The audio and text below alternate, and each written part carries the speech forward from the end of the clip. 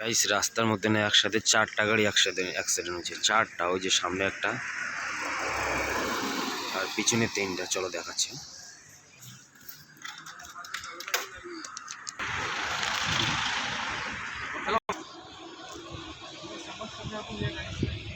একটা বড় ট্রাক, তার মধ্যে একটা কার, এদিকে পিছনে একটা আছে দেখতে পাচ্ছ।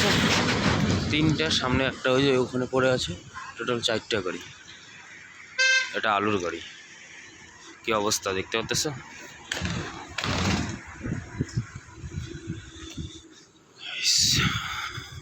দেখো কারটা, দেখো ওখানে কারটা মাঝখানে পড়ে আছে। ওই যে কার, এই যে একটা, এই যে একটা, সামনে একটা, 4টা গাড়ি একসাথে গেছে। বুঝতেই পারতেছো কি অবস্থা।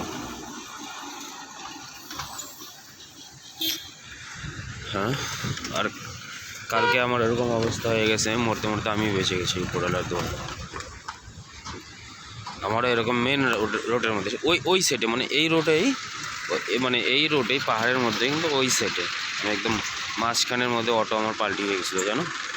কালকে ভিডিওটার মধ্যে দেখতে পারবা যে অটোর মধ্যে আমি বসে আসছিলাম, আর সেই অটোটাই। কিন্তু আমি সেই জিনিসটা শ্যুট করিনি, কারণ অবস্থা খুব খারাপ ছিল। অ্যাক্সিডেন্টের মধ্যে কি ভিডিও শ্যুট করবো, তার মধ্যে আমার যে অবস্থা ছিল, তার মধ্যে যে লোকটা ছিল ড্রাইভারটা, তারও অবস্থা খারাপ ছিল। ড্রাইভারের অবস্থা প্রচুর খারাপ ছিল। আমি যে অটোটার মধ্যে ছিলাম, ও তো কমসে কম 20 মিনিটটা কিছু মানে হুঁশ ছিল না। মাথা দিয়ে রক্ত পড়তেছিল, পা হাত কোমরের মধ্যে ব্যথা, বসতে পারতেছিল না, প্রচুর অবস্থা খারাপ ছিল। চলো।